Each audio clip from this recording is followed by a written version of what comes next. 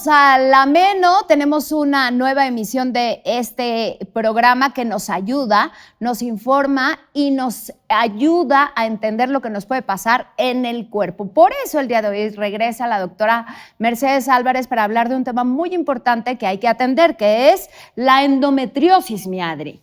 Híjole, y es un tema que yo creo que a muchas o nos ha afectado o gente cercana a nosotros ha tenido y que a veces nos confunde. No sabemos cuáles son los síntomas, si se confunde con miomas o con alguna otra cosa.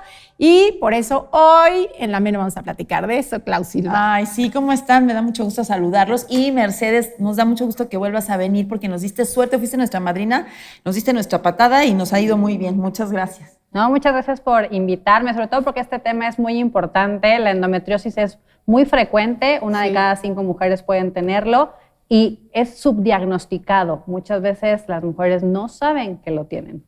¿Con qué se puede confundir, Mercedes?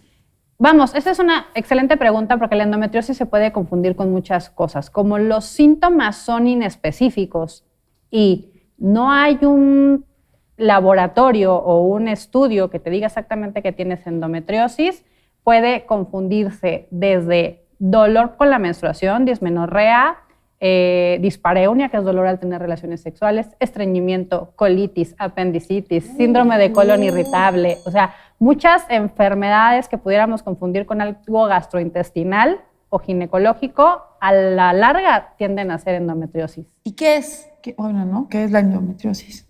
La endometriosis es la presencia del tejido endometrial fuera de la cavidad uterina. Nuestro útero es un órgano hueco, que en la capa interna crece un tejido que se llama endometrio y ese endometrio es lo que nosotros reglamos mes con mes hasta que llegamos a la meno.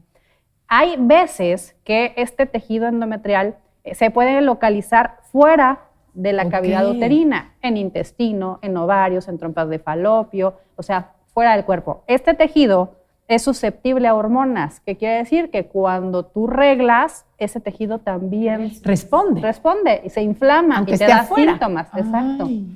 Oye, ¿y en qué periodos de la vida de una mujer se puede presentar? Porque varía. Varía, pero la prevalencia es entre los 20 y los 30 años. Uy. Que no quiere decir que no pueda verse antes o que no pueda verse después. Sí. Mientras más temprano aparece la endometriosis, más severo, más secuelas puede tener a la larga. O sea, es peor que te des si eres una adolescente o una mujer joven.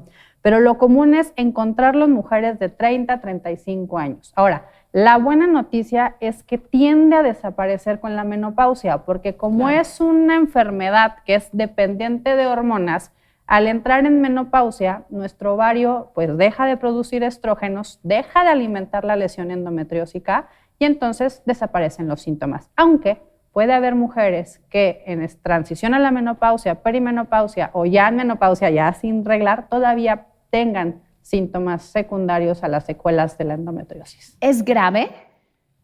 Es grave no de vida, pero es grave por calidad de vida. Esto es una enfermedad crónica, esto no lo sabíamos hasta hace poco. Ya la FIGO, que es la Federación Internacional de Ginecología y Obstetricia, ya nos dice que esta enfermedad se tiene que tratar como si fuera una diabetes, una hipertensión, o sea, es algo que es de por vida. Entonces, esto es crónico. ¿Y qué puede pasar? Que puede afectar tanto tu calidad de vida que tengas problemas a la larga. Si tu endometriosis, porque otra vez es diferente en cada mujer. Si tu endometriosis se caracteriza por dolor, puede hacer que este dolor se vuelva cada vez más severo, hasta que sea incapacitante. A lo mejor no te duele, pero tienes un proceso inflamatorio dentro de tu cavidad pélvica y eso puede hacer que tengas infertilidad. Entonces, a largo plazo tienes problemas para poder concebir. Entonces, dependiendo de en dónde esté la endometriosis, la severidad, los síntomas, pues vas a tener no quieres tener relaciones sexuales eso, ni de exacto. chiste, ¿no? O sea, que me duele, bye. Exacto, hay algunas mujeres que el síntoma es dolor durante las relaciones sexuales.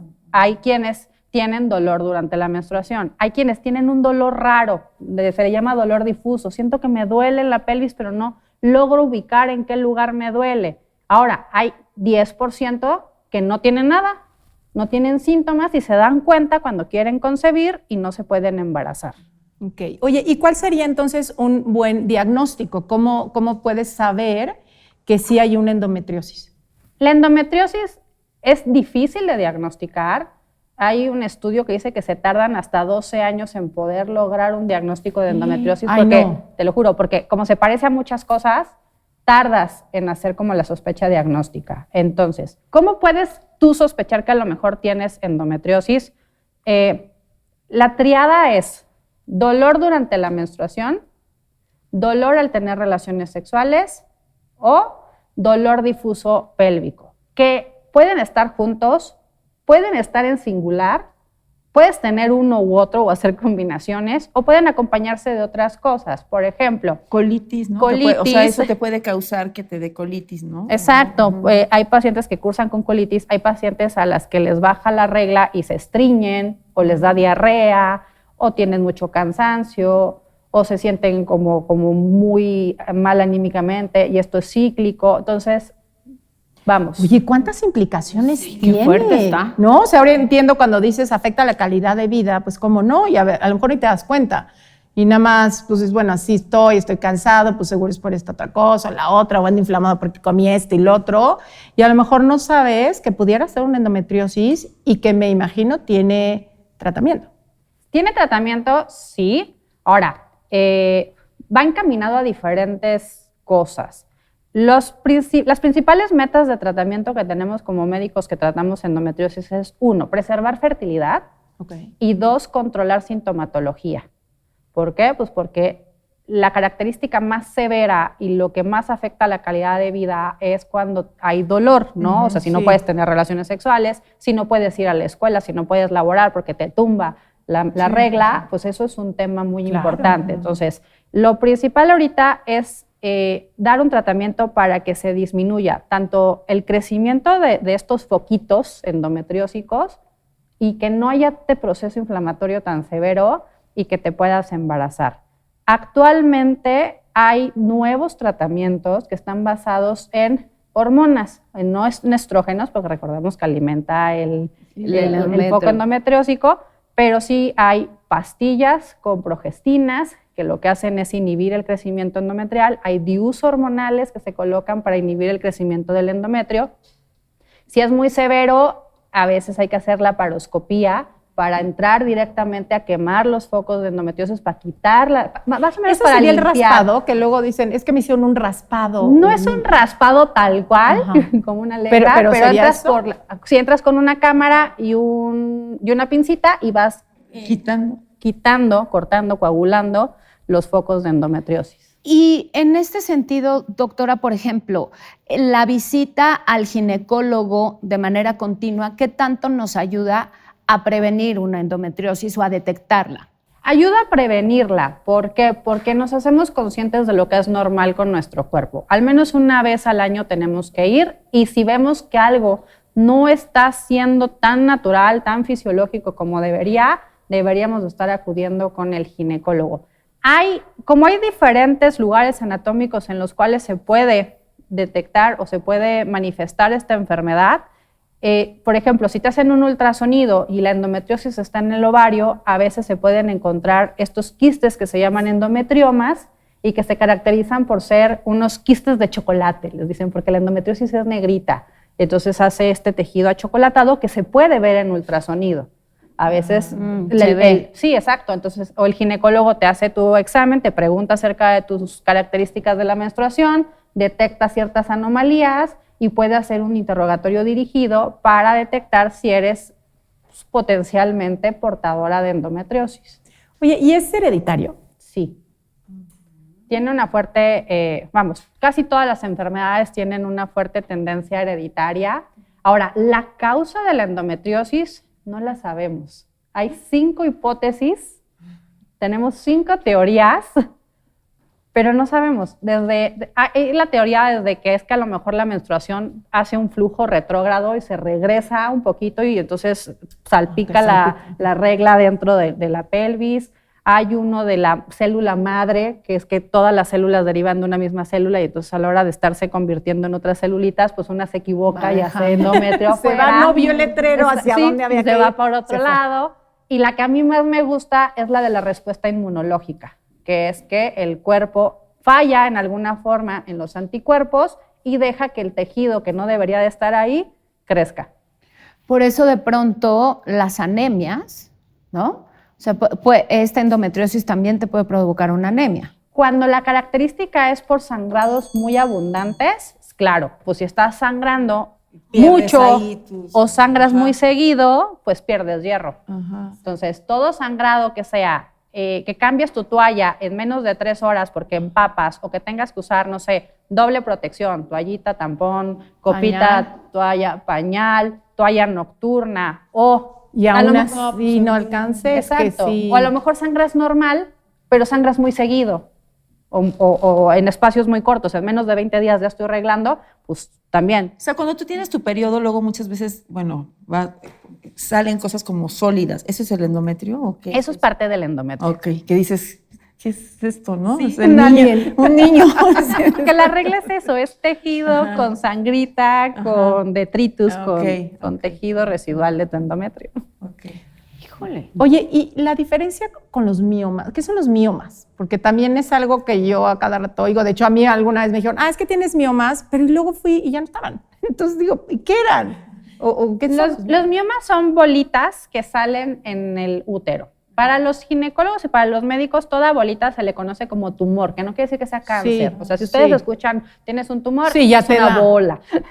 Que hay líquidos y sólidos, ¿no? Porque a mí me decían que era mejor que fuera líquido a que fuera sólido. Bueno, algo así, ¿no? Sí, esos son en los ovarios. En los ovarios puede haber quistes sólidos o quistes líquidos. Es mejor que sean líquidos porque normalmente son cerosos y no hay nada. Se desbaratan. Se desbaratan, pero, y van con el ciclo menstrual.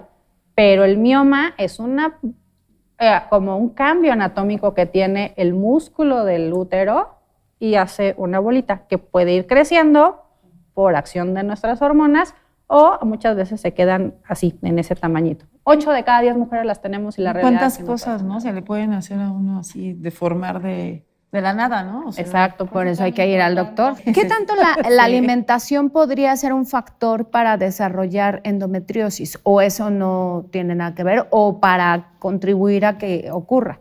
Pues no hay ninguna evidencia de que haya algún medicamento que te pueda condicionar la aparición de endometriosis, pero también no sabemos cuál es el origen de la endometriosis. Ahora, puede haber alimentos que te empeoren la sintomatología.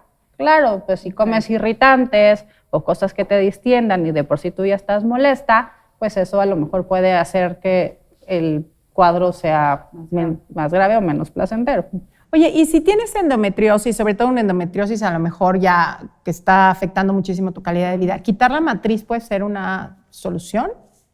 Sí puede ser una solución, muchas veces es la última solución, porque depende qué es lo que tú, en qué etapa de tu vida estés, o sea, si ya tienes paridad satisfecha, o sea, ya tienes todos los hijos que quieres tener, a lo mejor quitarte la matriz es ya una forma de solucionar el problema, pero también puede ser que sea una endometriosis muy leve, que sean solo ciertos foquitos, y lo que hay que hacer es nada más quitar esas lesiones, a lo mejor quitar las cicatrices que se crean por el proceso inflamatorio, y hay ciertas cirugías que lo que hacen es desinervar, o sea, quitas un poquito los nervios para que no estés todo el tiempo con dolor, cuando es un dolor muy crónico.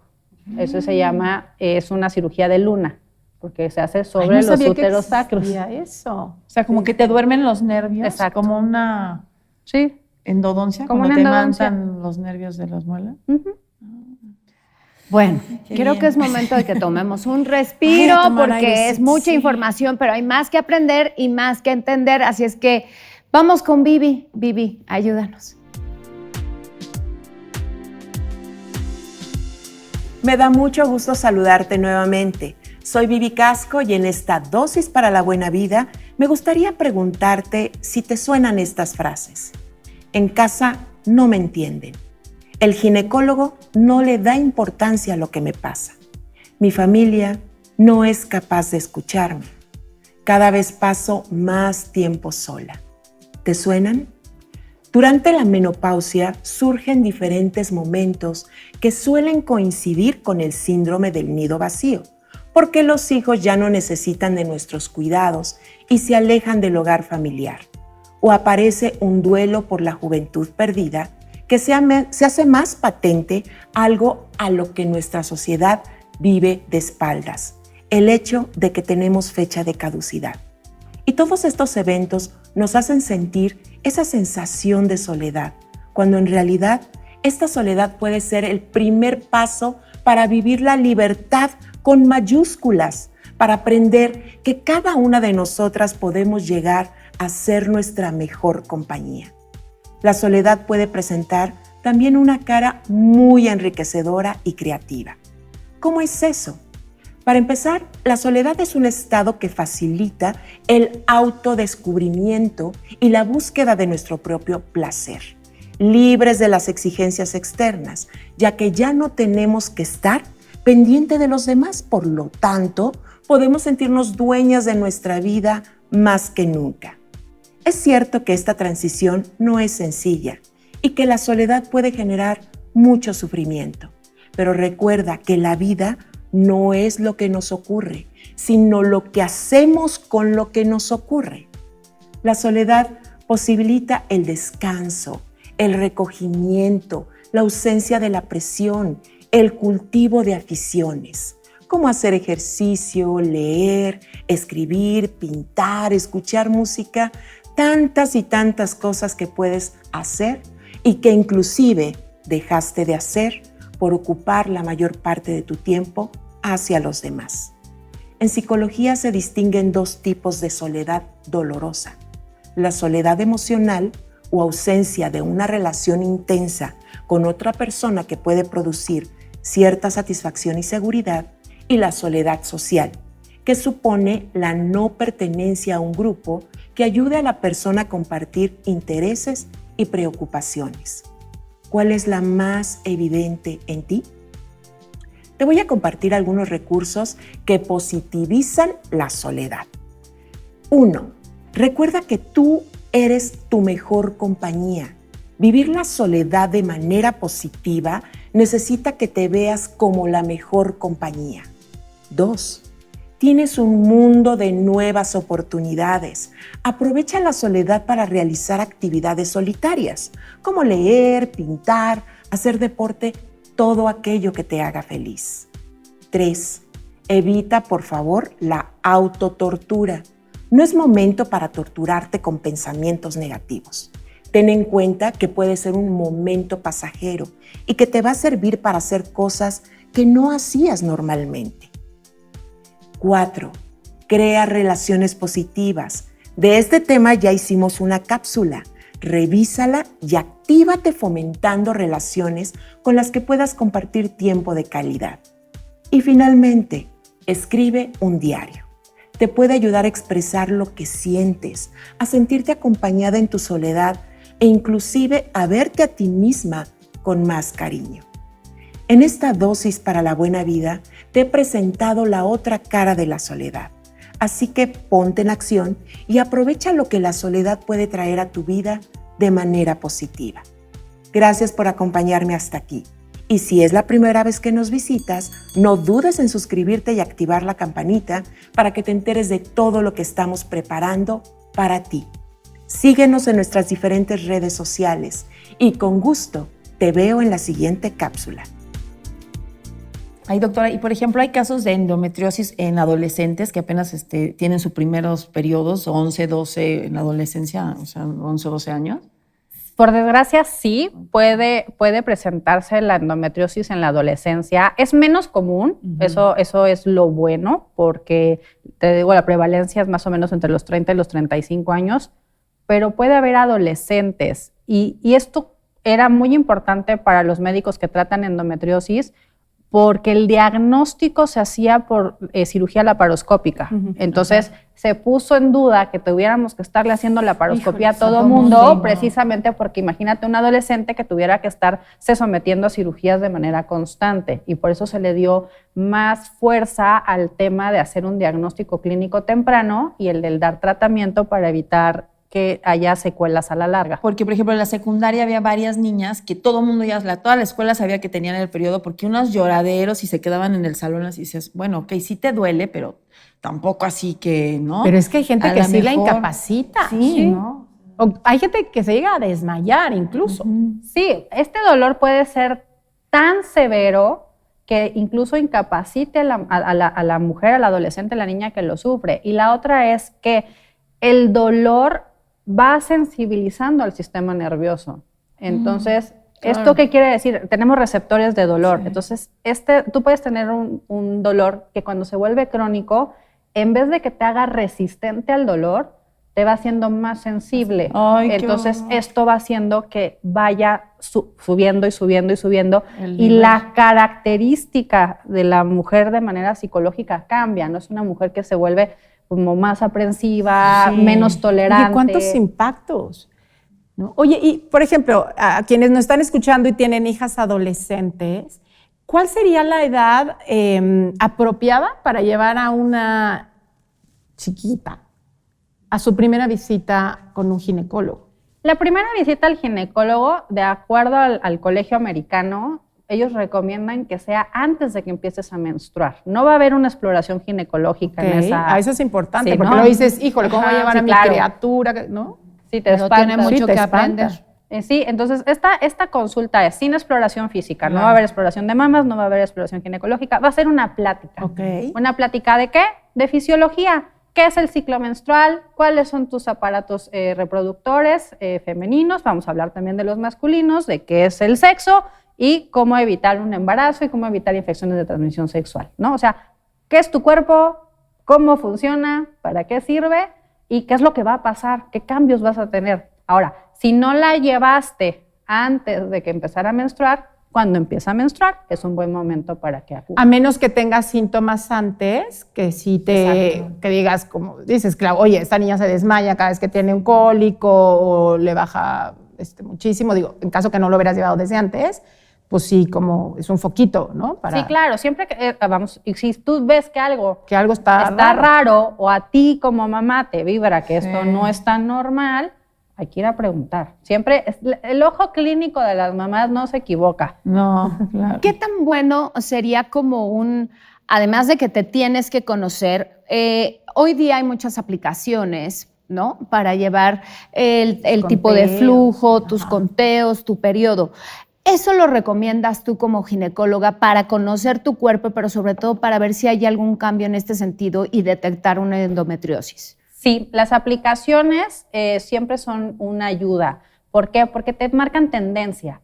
Las reglas son predecibles, son cíclicas. O sea, no quiere decir que te va a bajar exacto como reloj cada 28 días. Puede haber variaciones de 1 o 2 días, pero a veces es difícil que tú estés como captando si es regular o no. Entonces, la tecnología llegó para ayudarnos, para facilitarnos la vida. Y sí es una buena idea el fomentar el uso de estas aplicaciones que pueden ser un traqueador de periodos o que puedas tú ponerle los síntomas que tuviste, porque entonces vas a detectar. A lo mejor es habitual que el primer día de la regla nos moleste o nos duela, ¿no? Pero si esto se vuelve algo continuo y estás viendo que de 7 días que reglas, 5 estás botada en tu cama y lo tienes apuntado, es más fácil que lo interiorices y que lo puedas externar. ¿Anticonceptivos pueden provocar endometriosis? No, de hecho, pudieran ayudar. Ahora, aquí hay algo tricky.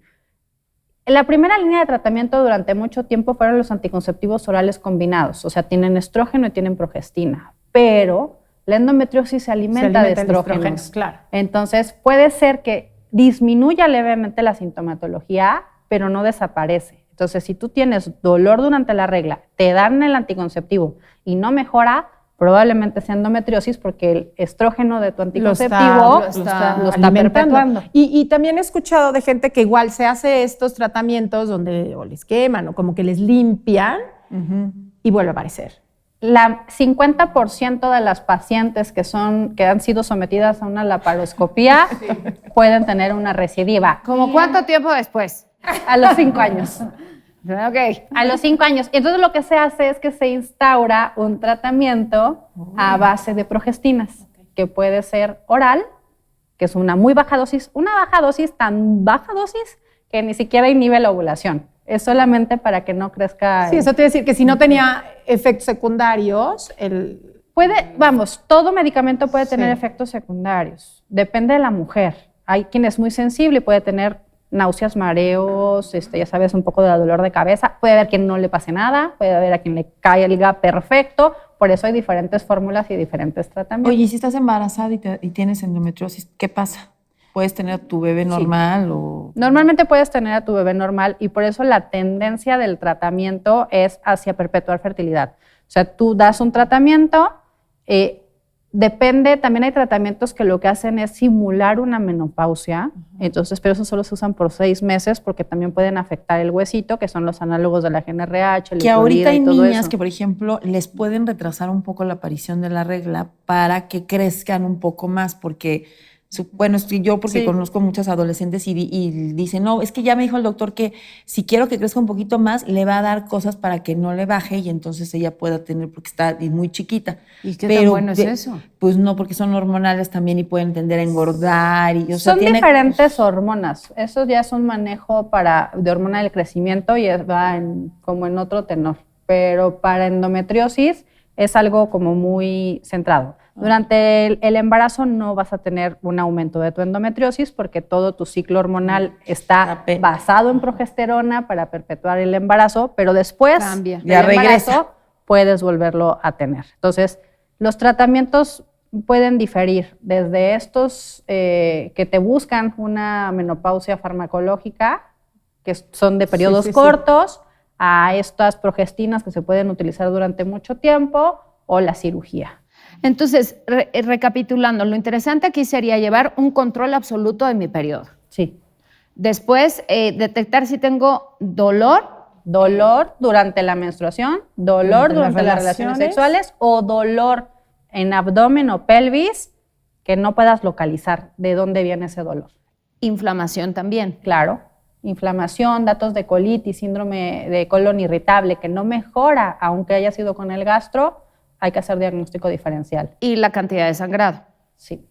Oye, ¿y una endometriosis podría degenerar en algún cáncer o en algo así? No. No. Sí. Vamos, dentro de lo malo de la endometriosis, lo bueno es que no es precanceroso, no te predispone a tener cáncer de nada, vamos, no es maligno. Ok, nada más es, como decías, muy molesto, te puede afectar tu calidad de vida, puede afectar tu fertilidad. Pero imagínate... Si no sabes que lo tienes, si no tienes un síntoma y quieres ser madre. Sí, o sea, no que sea bueno, pero, o sea, todo lo que implica, y a mí me impacta mucho que no se sepa todavía de dónde viene, ¿no? O sea, estas causas que... Es que se pueden explicar cada una de estas 5 teorías explica una parte de la fisiopatología de la enfermedad. Entonces, pudiera ser que sea un conjunto de todas o pudiera ser que una sea la que prevalezca.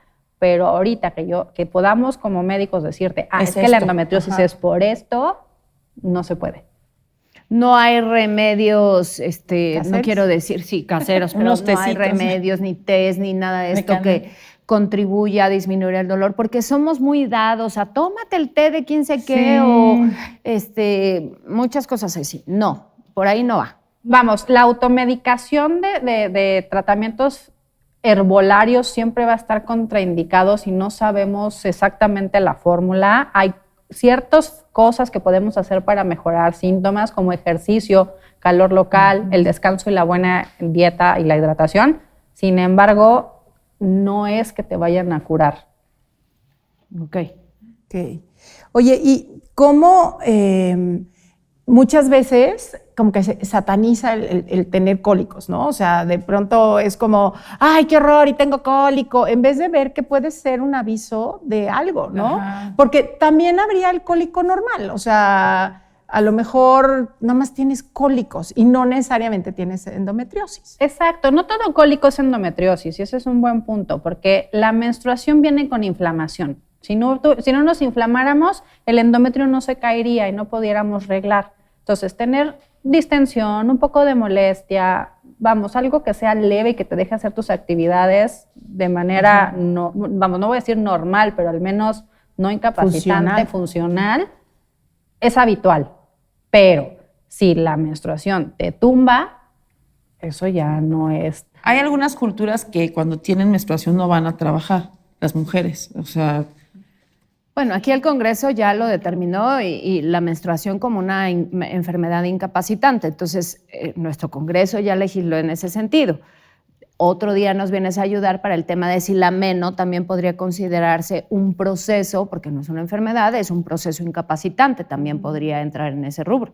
Pero si quieres lo dejamos para la próxima vez que vengas, porque así regresas, Mercedes Álvarez. Exacto, y te queremos aquí seguido. Entonces, les agradecemos muchísimo su atención, Mercedes. Tus redes sociales para las preguntas, que seguramente a raíz de esto tendrás muchas. Claro, me pueden ver en redes como @LucinaTecuida, Lucina con C.